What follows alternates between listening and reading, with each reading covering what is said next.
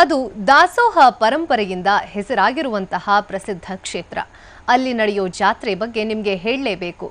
ಆ ಜಾತ್ರೆ ಎಷ್ಟು ಅದ್ಭುತವಾಗಿರುತ್ತೆ ಗೊತ್ತಾ? ಅದನ್ನ ನೋಡೋಕೆ ಎರಡು ಕಣ್ಣು ಸಾಲಲ್ಲ. ಹೌದಾ ಅಂತೀರಾ? ಮತ್ಯಾಕ್ ತಡ, ನೋಡ್ಕೊಂಡ್ ಬರೋಣ ಬನ್ನಿ.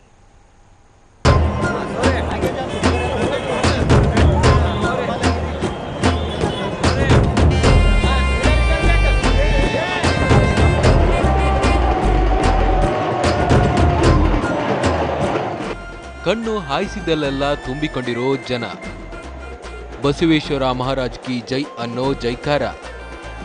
ರಥವನ್ನ ಪಟ್ಟು ಹಿಡಿದು ಎಳೆತಿರೋ ಭಕ್ತರು. ತೇರಿಗೆ ಬಾಳೆಹಣ್ಣು ಎಸೆದು ಪಾರಕಾಷ್ಟೆ ಮೆರೆತಿರೋ ಮಂದಿ. ಇದೇ ನೋಡಿ ಕಲಬುರಗಿಯಲ್ಲಿ ನಡೆದ ಶರಣಬಸವೇಶ್ವರ ಜಾತ್ರೆಯ ವೈಭವ.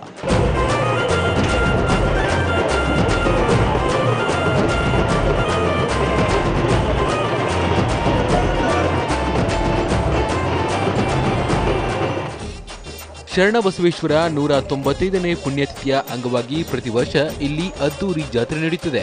ಶರಣಬಸವೇಶ್ವರ ದೇವಸ್ಥಾನದ ಪೀಠಾಧಿಪತಿ ಡಾಕ್ಟರ್ ಶರಣಬಸಪ್ಪ ಬೆಳ್ಳಿ ತಟ್ಟೆಯನ್ನ ತೋರಿಸಿದ ಬಳಿಕ ರಥೋತ್ಸವಕ್ಕೆ ಚಾಲನೆ ಸಿಗುತ್ತೆ.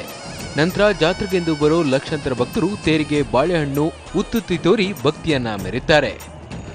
ಪ್ರತಿ ವರ್ಷವೂ ಕೆಲ ನಮ್ಮ ಹಳ್ಳಿಗಳಿಂದ ಬರುವಂಥ ಜನಗಳು ತೇರಿಳೆ ತನಕ ಊಟ ತಿಂಡಿ ಉಪವಾಸವನ್ನು ಮಾಡತಕ್ಕಂಥ ಪದ್ಧತಿ ಇಟ್ಟುಕೊಂಡಿದ್ದಾರೆ. ಶರಣಬಸವೇಶ್ವರ ಸಂಸ್ಥಾನದಲ್ಲಿ ಅನ್ನದಾಸೋಹ ಮತ್ತು ಇತ್ಯಾದಿಗಳು ವಿಜಯ ಕಾರ್ಯಕ್ರಮಗಳು ಇನ್ನಿನ ಸಾವಿರಾರು ಕಾರ್ಯಕ್ರಮಗಳು ನಡೆಯುತ್ತದೆ. ಇಲ್ಲಿ ಬರತಕ್ಕಂಥ ಜನ ತೆಲಂಗಾಣ, ಆಂಧ್ರ ಪ್ರದೇಶ, ತಮಿಳುನಾಡು, ಮಹಾರಾಷ್ಟ್ರ ಸುತ್ತಲ ಜನರು ಬಂದು ಶರಣನ ದರ್ಶನಕ್ಕೆ ಪಾತ್ರರಾಗುತ್ತಾರೆ. ಇನ್ನು ಹೋಳಿ ಹುಣ್ಣಿಮೆಯಾದ 5 ದಿನಕ್ಕೆ ಪ್ರಾರಂಭವಾಗಿರುವ ಈ ಜಾತ್ರೆಯ ಸಂಭ್ರಮ ಯುಗಾದಿವರೆಗೂ ಇರುತ್ತಂತೆ.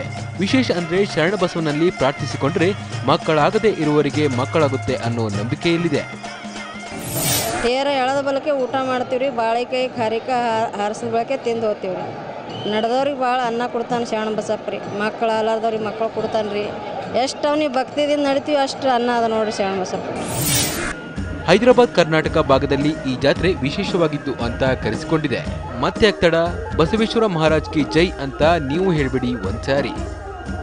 ಸಂಜಯ್, TV9 ಕಲಬುರಗಿ.